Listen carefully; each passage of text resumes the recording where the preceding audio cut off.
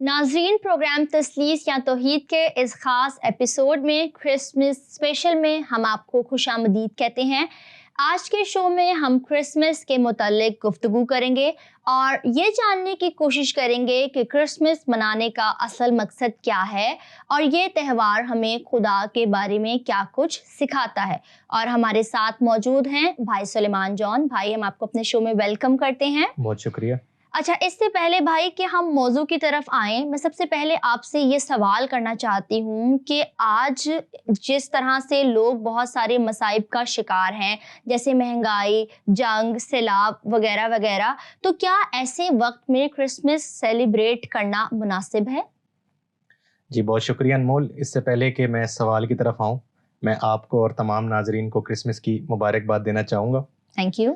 دیکھیے، اس سوال کا جواب میں ایک سوال سے کرنا چاہوں گا کہ اور کون سی ایسی سرگرمی ہے دنیا میں جس کو لوگوں نے پوسٹ پون کیا ہو یا بند کیا ہو۔ دیکھیں، سیاسی سرگرمیاں چل رہی ہیں، کون سا دیکھیں ورلڈ کپ ہے جو لوگوں نے پوسٹ پون کیا ہے کہ جی دنیا میں اگر انفلیشن بہت زیادہ ہے یا جنگ چل رہی ہے، تو سارے تہوار تو چل رہے ہیں، ٹھیک ہے۔ تو یہ کرسمس کا تہوار بھی ہمارے مطابق چلنا چاہیے، ٹھیک ہے۔ اور ویسے بھی سال میں ایک دفعہ خوشی آتی ہے، تو کہیں نہ کہیں ہمیں سب کو ایک بہانہ مل جاتا ہے اپنے دوستوں یاروں رشتہ داروں کے ساتھ ایک اچھا وقت گزارنے کا بھی، ٹھیک ہے۔ ہاں، اس میں سادگی کا عنصر ضرور آ سکتا ہے، یہ میں مانتا ہوں کہ جب آپ اپنے ارد گرد دکھوں کو دیکھتے ہیں، انسانی مسائل کو دیکھتے ہیں، تو سادگی کا عنصر اس میں آ سکتا ہے۔ مجھے اچھی طرح یاد ہے کہ جب APS کا ثانیہ ہوا تھا، جب اسکول کے اندر آپ کو پتا ہے دہشت گردی کا واقعہ ہوا، تو وہ 16 دسمبر اس سال کرسمس پہ کافی چرچز نے سادگی کا انہوں نے کیا تھا کہ ہم اس واقعے کے پیش نظر ہم تھوڑی سادگی کے ساتھ جو ہے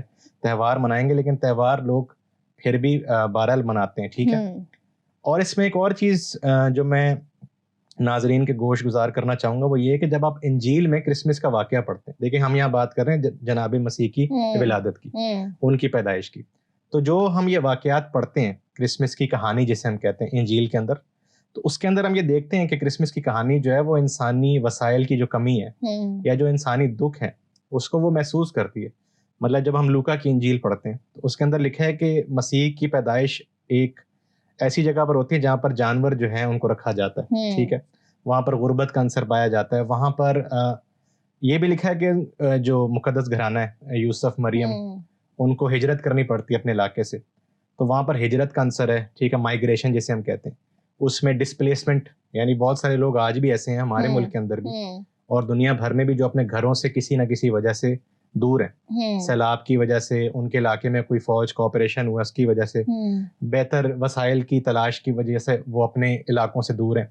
پھر غربت، میں نے آپ کو بتایا۔ اسی طرح سے جو پیدائش کے وقت جو صاف صفائی کا ایک جسے ہم سینیٹیشن کہتے ہیں، تو جو ہائیجین ہے، آج بھی دنیا کی 60 سے 70% خواتین جو ہیں وہ بہت برے حالات میں بچوں کو پیدا کرتی ہیں، یہ UN کے مطابق جو رپورٹ ہے۔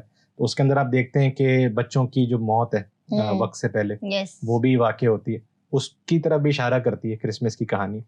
اور ان ساری باتوں کے ساتھ ہمیں کرسمس کی کہانی سکھاتی ہے کہ جو انسانی دکھ ہے نا، ان میں خدا ہمارے ساتھ ہے۔ یعنی مسیح کسی محل میں نہیں پیدا ہوا یا مسیح کسی بہت اچھے جگہ پر نہیں پیدا ہوا، وہ جب پیدا ہوا تو تمام تر جو انسانی مسائل ہم سوچ سکتے ہیں آج بھی 21ویں صدی کے اندر بھی، وہ مسیحی جو کہانی ہے کرسمس کی وہ ان ساری باتوں کی طرف اشارہ کرتی ہے۔ تو اس لیے جب مسیحی لوگ اس تہوار کو مناتے بھی ہیں بڑی دھوم دھام سے، روشنی بھی کرتے ہیں، ٹھیک ہے، مٹھائیاں بھی تقسیم کرتے ہیں، کھاتے بھی ہیں اور عبادت بھی کرتے ہیں اور کہیں نہ کہیں جشن بھی مناتے ہیں، لیکن جب ہم اپنے کلام پاک کی تلاوت کرتے ہیں تو یہ ساری باتیں ہمارے ذہن میں، ہمارے دلوں میں ہوتی ہیں اور بچپن سے ہیں کہ جب ہم یہ پڑھتے ہیں تو ہم دیکھیں کہ انسانی دکھ بھی جو ہیں وہ اہمیت کے حامل ہیں۔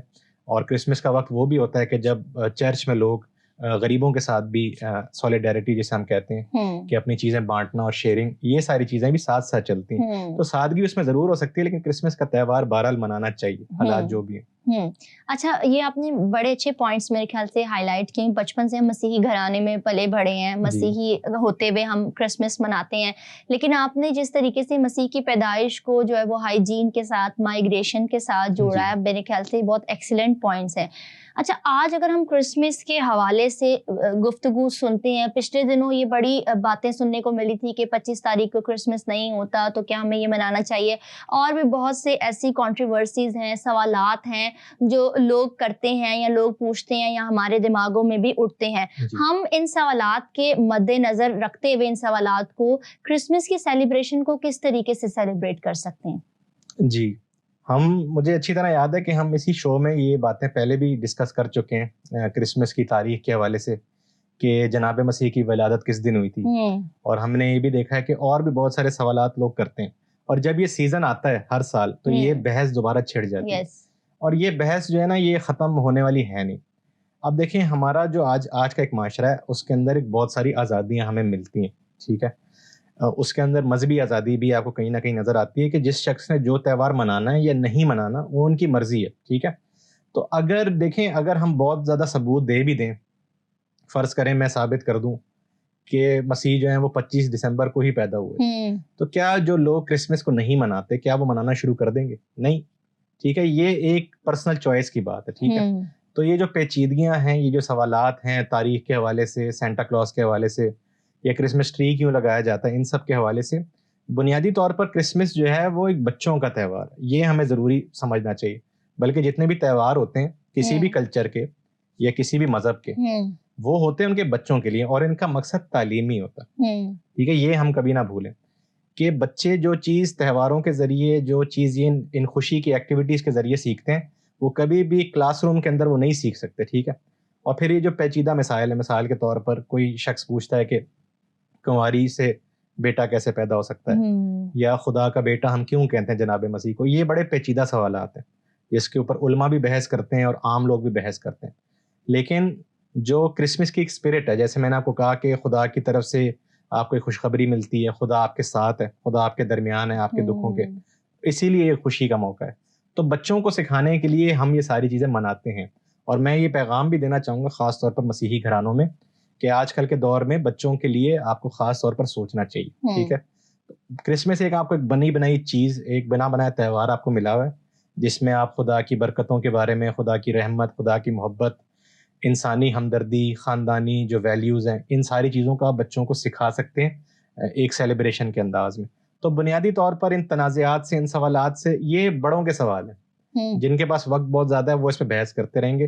لیکن اپنے گھروں کے اندر، اپنی کمیونٹیز کے اندر ہمیں کوشش کرنی چاہیے کہ یہ بچوں کا سیلیبریشن ہے، ٹھیک ہے. اور جیسے میں نے کہا کہ بہت سارے لوگوں کے لیے سال میں ایک ہی خوشی کا وقت آتا ہے، تو اس کو اسی حساب سے منانا چاہیے. اور جو کرسمس کی کہانی ہے وہ ہے بھی بچوں کے متعلق، کیونکہ اس میں آپ دیکھیں کہ ہم یہاں بات کریں ولادت کی، ایک لڑکے کی پیدائش ہے اور اس کی ہم خوشی منا رہے ہیں.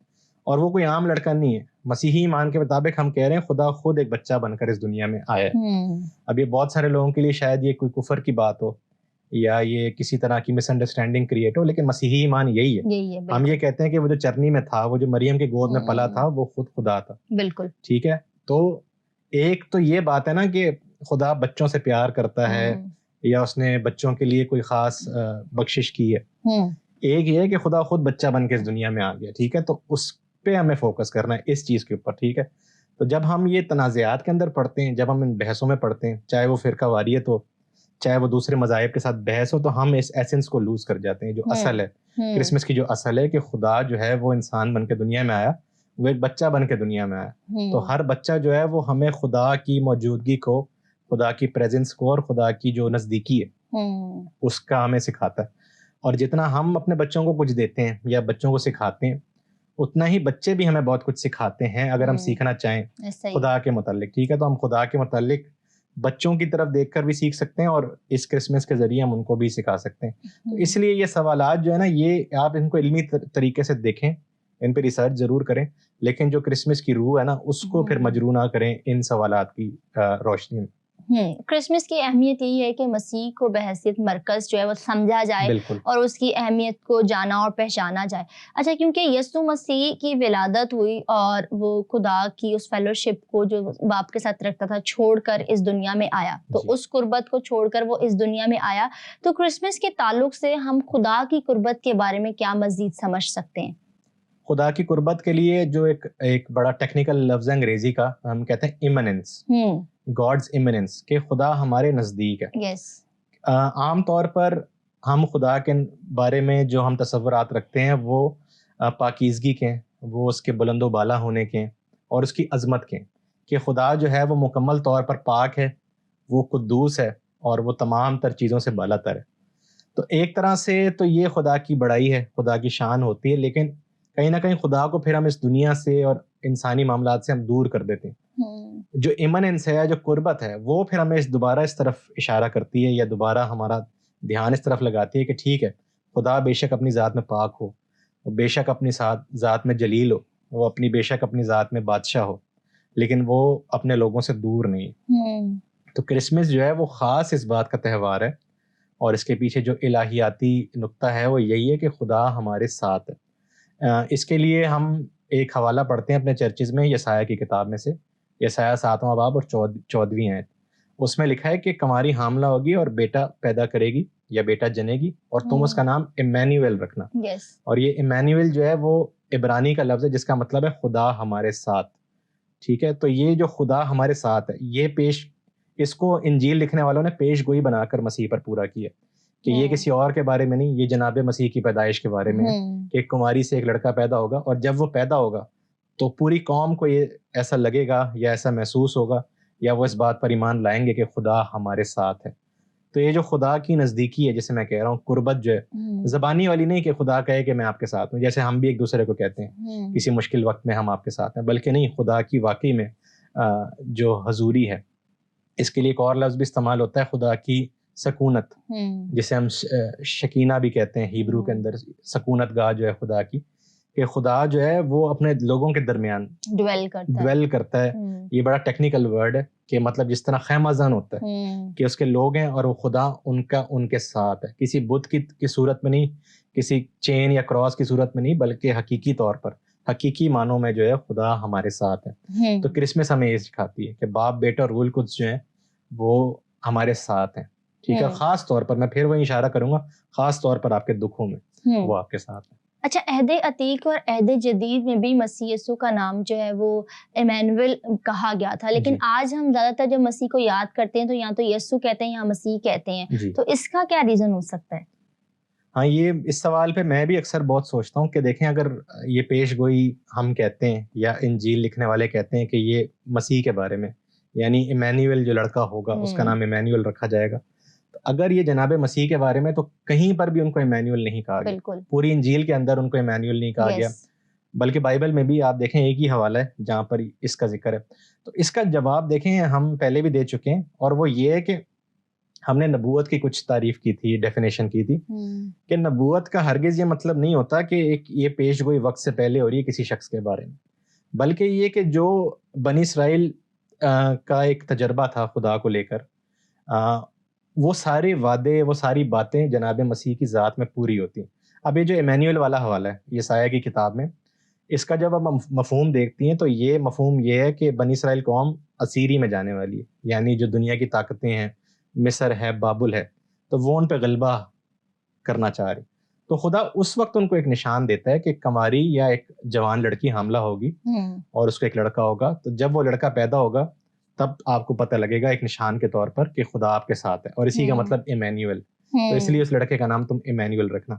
جب آپ یسایہ کی کتاب پڑھتے ہیں، اس کا 7واں باب، پھر اس کا 10واں باب، اور پھر اس کا 66واں باب، تو آپ کو یہ پتہ لگتا ہے کہ یہ پیش گوئی جو ہے یا یہ خدا کا جو وعدہ ہے یہ پورا ہو چکا ہے. یعنی خدا ایک بچے کے وسیلے، ایک بچہ پیدا ہوتا ہے، یسایہ کی اپنی وائف کا ایک لڑکا پیدا ہوتا ہے، اور پھر وہاں لکھا ہے کہ اے ایمینویل، ٹھیک ہے، تیری جو بادشاہی ہے یا جو تیری سلامتی ہے اس کی وسعت آباد رہے. اور 66ویں باب میں جو بالکل یسایہ کا آخری باب ہے، اس کے اندر یہ لکھا ہے کہ بنی اسرائیل قوم کو خدا نے بابل میں سے ایسے ہی بچایا جیسے ایک کماری کا حاملہ ہونا. ٹھیک ہے، تو وہ ایک نشان تھا ان کے لیے رہائی کا، ان کے لیے نشان تھا ایک ہوپ کا کہ بے شک ہم لوگ اسیری میں یا غلامی میں چلے جائیں تو خدا ہمیں نکال سکتا ہے. اس پورے واقعے کو، اس پوری جو خدا کی آپ سمجھ لیں کہ فیتھفلنس جسے ہم کہتے ہیں، خدا کی وفاداری اپنے لوگوں کے ساتھ، اس کو متی رسول کہہ رہے ہیں کہ یہ جو ہے جناب مسیح پر یہ پیش گوئی یا یہ بات پوری ہوتی. تو یہاں پہ صرف نام رکھنے کی بات نہیں ہے کہ ایک لڑکا پیدا ہوگا تو اس کا نام آپ ایمینویل رکھ دیں ایز اے پراپر ناؤن، بلکہ یہ کہ خدا کی جو امان ہے یا جو خدا کی موجودگی انسانوں کے ساتھ ہے، مسیح اس کا حقیقی مظہر ہے، یا مسیح کی پیدائش جو ہے اس بات کو حقیقی طور پر ثابت کرتی ہے کہ خدا اپنے لوگوں کے ساتھ، اور نہ صرف بنی اسرائیل قوم بلکہ تمام دنیا کے لیے، کیونکہ آگے جا کے یہ لکھا ہے کہ اس نے دنیا کو اپنا بیٹا بخشا، ٹھیک ہے، تاکہ جو بھی اس پر ایمان لائے وہ ہلاک نہ ہو بلکہ ہمیشہ کی زندگی پائے۔ تو اس لیے یہاں پہ نام رکھنے کی بات نہیں ہے، وہ جو نام رکھنے والا سلسلہ تھا وہ تو پورا ہو گیا پرانے نامے کے اندر ہی، یسایہ کی کتاب کے اندر ہی، لیکن حقیقی معنوں میں جو خدا کی قربت ہے، خدا ہمارے ساتھ، یہ چیز جناب مسیح کی ذات میں، اس کی پیدائش میں پوری ہوتی ہے، اور اس طرف پھر انجیل لکھنے والوں نے اشارہ کیا۔ اچھا، جب ہم اس نام ایمینویل کی بات کرتے ہیں، مسیح کی قربت کی بات کرتے ہیں، اس کی فیلوشپ کی بات کرتے ہیں، تو اس کو ہم مسیح کی جو ہے وہ عظمت کے ساتھ کیسے جوڑ سکتے ہیں؟ جیسے کہ مجھے ایک واقعہ یاد آتا ہے کہ جب خداوند یسوع مسیح کی جو ہے وہ صورت تبدیل ہوئی تھی، ٹھیک ہے، اس وقت پطرس، یعقوب اور یوحنا نے مسیح کی اس بدلی ہوئی صورت کو دیکھا، اور پھر پطرس کے خط میں وہاں پر لکھا ہوا کہ اس نے اس کی بڑی عظمت کو دیکھا، تو مطلب مسیح کی قربت کو عظمت کے ساتھ جو ہے وہ جوڑا گیا ہے۔ تو اس طریقے سے ہم مسیح کے پیدائش کو یا اس کے کرسمس کی سیلیبریشن کو، اس کو ہم خدا کی عظمت کے ساتھ کیسے جوڑ سکتے ہیں؟ میں آپ کے سوال کے دو حصے کروں گا اور کوشش کروں گا ان کو الگ الگ بیان کروں، کیونکہ جس طرح آپ نے اشارہ کیا ہے کہ جب ہمارے عام ایمان کے مطابق جب مسیح اس دنیا میں تھا تو وہ حقیقی انسان بن کے رہا، اور اس کی جو الوہیت ہے یا جو اس کو جلال ہے وہ اس پہ پردہ رہا، لیکن کچھ آپ کو واقعات ملتے ہیں انجیل کے اندر، جیسے آپ نے اشارہ کیا کہ جب پہاڑ پر اس کی صورت تبدیل ہوتی ہے تو وہ اس کی جلال کا ایک مظہر ہے۔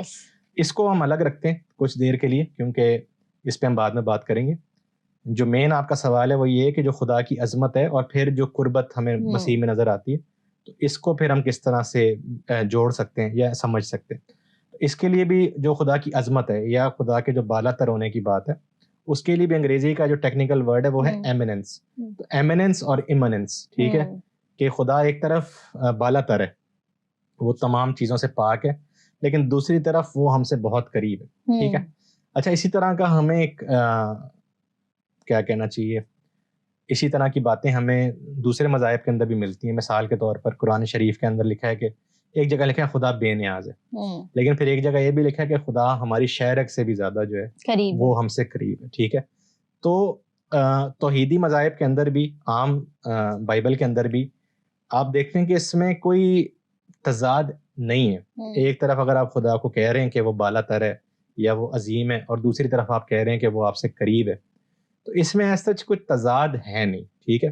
ہاں، اب مسیحیت اس کو کس طرح سے پیش کرتی ہے، اتم میں سمجھتا ہوں کہ یا کاملیت کا جو عنصر ہمیں ملتا ہے اس نظریے میں، کہ جسے ہم تجسم کہتے ہیں۔ ہم کہتے ہیں کہ جناب مسیح کی ذات میں دونوں چیزیں آ کر جڑ جاتی ہیں، یعنی ایک طرف خدا کی عظمت ہے، وہ اپنی ذات میں الہی ہے، وہ اپنی ذات میں قادر مطلق ہے، لیکن وہ انسان بن کر، وہ جسم اختیار کر کر اس دنیا میں آتا ہے۔ تو جیسے ہی وہ جسم اختیار کر کے آتا ہے تو وہ تمام تر انسانیت کے ساتھ، تمام تر مخلوقات کے ساتھ ایک بہت ہی گہرے سطح پر جا کر ان کے ساتھ اکائی، ان کے ساتھ اتحاد، اور ان کے ساتھ وہ ایک ہو جاتا ہے۔ یعنی وہاں لکھا بھی ہے نا کہ بہت مسیحی علماء کہتے بھی ہیں کہ خدا کا بیٹا انسان اس لیے بنا تاکہ ہم جو انسان ہیں ہم بھی خدا کے فرزند بن جائیں، ٹھیک ہے۔ تو یہ جو دو الگ الگ چیزیں ہیں، خدا کی نزدیکی یا قربت اور اس کی عظمت، یہ تجسم میں آ کر ایک ہو جاتی ہیں۔ اور ہم نے کارل مارکس اور ہیگل کا ذکر کرتے ہوئے ہم نے ڈائلیکٹیکل اپروچ کی بھی بات کی تھی کہ جو جدلیاتی منطق ہے وہ ہے ہی ساری اس کے اوپر بیس کرتی ہے، کیا کہتے ہیں کہ دو متضاد چیزیں، یعنی خدا اور انسان دو متضاد چیزیں، تو وہ مسیح میں آ کر ایک ہو جاتی ہیں، ٹھیک ہے۔ اور اس سے پھر ایک نئی حقیقت سامنے آتی ہے کہ خدا حقیقی طور پر بھی اور مجازی طور پر بھی ہمارے ساتھ ہے، ٹھیک ہے۔ کارل بارتھ جو تھے مشہور تھیولوجن، ان کی اپروچ یہی تھی ڈائلیکٹیکل، اور وہ یہی کہتے ہیں کہ ایک خدا کا انسان کے ساتھ مسیح کی ذات میں ایک انکاؤنٹر ہوتا ہے، اس انکاؤنٹر کے ذریعے جو ہے وہ یہ بھید ہم پر کھلتا ہے کہ کس طرح ایک طرف خدا بالکل پاک ہو سکتا ہے، بالا تر ہو سکتا ہے، لیکن دوسری طرف وہ انسانوں کے بالکل ایسے قریب ہو سکتا ہے جیسے ان کے اپنے رشتہ دار ہوتے ہیں۔ تو یہ بھید ہے مسیحیت کے اندر، اور یہ جو مسیح کا تجسم ہے یا تجسد بھی جسے ہم کہتے ہیں، انکارنیشن، تو وہ اس بھید کو کھولتی ہے کہ قربت اور عظمت میں کیا پھر سملیرٹی ہے۔ اچھا، تثلیثی مذہب میں تو خدا کی قربت جو ہے وہ سمجھنا جو ہے قدرے آسان ہے، کیونکہ ہم یہ کہہ رہے ہیں کہ خدا خود انسان بن کر انسانوں میں رہا ہے. تو اگر ہم توحیدی مذاہب کی بات کریں پھر وہ خدا کی قربت کو کیسے سمجھتے ہیں؟ بالکل. اچھا، تثلیثی مذاہب میں صرف تجسم کی بات نہیں ہے، پھر ہم آگے جا کے ہم روح القدس کے نزول کی بات کرتے ہیں. ہم یہ بات کرتے ہیں کہ جو خدا کی روح ہے وہ آج بھی اس کے تمام تر لوگوں کے ساتھ، بلکہ تمام تر دنیا میں وہ جنبش کرتی ہے، وہ سرائیت کرتی ہے اور وہ ہمارے ساتھ رہتی ہے. بالکل ایسا ہی ہر ایماندار کے ساتھ، بچپن سے ہی مسیحی ایماندار کے ساتھ خدا کی روح. تو روح تو اور بھی آپ سمجھ لیں کہ گہرائی اور محبت اور خدا کے ساتھ یگانگت کی بات جو ہے وہ، کیونکہ خدا خود روح ہے تو یہ جسم سے بھی آگے جا کر روح کی سطح کے اوپر بھی. تو ہر جو تثلیث کے ہم کہتے ہیں 3 اقنوم ہیں، تو ہر جو اقنوم ہے وہ انسان کے ساتھ نزدیکی ظاہر کرتا ہے. اگر خدا باپ ہے تو وہ باپ کا نام اس لیے آیا کیونکہ باپ کا مطلب ہے کہ ہم اس کے بچے ہیں.